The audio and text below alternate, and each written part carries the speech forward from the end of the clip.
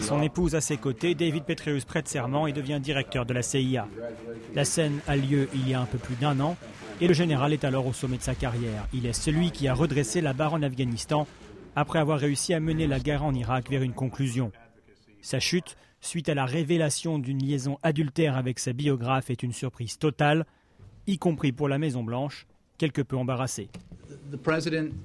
Le président était surpris, c'est évident.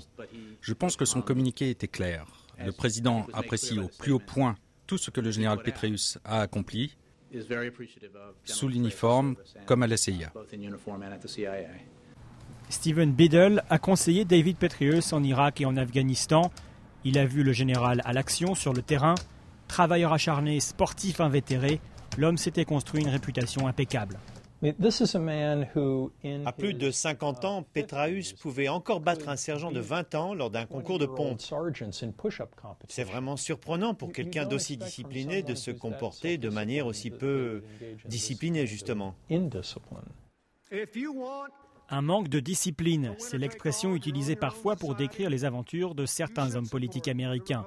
Bill Clinton, par exemple, en a fait les frais lors de l'affaire Monica Lewinsky. Mais si l'ancien président a pu se remettre de ses infidélités, Petraeus, lui, était dans une situation plus délicate. Au risque de chantage s'ajoute la crainte de voir le chef de la CIA utiliser des adresses e-mail extérieures à l'agence, une faute impardonnable.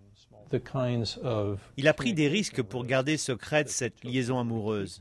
Il a utilisé des boîtes e-mail non officielles qui peuvent être piratées et espionnées, contrairement aux adresses e-mail officielles de la CIA.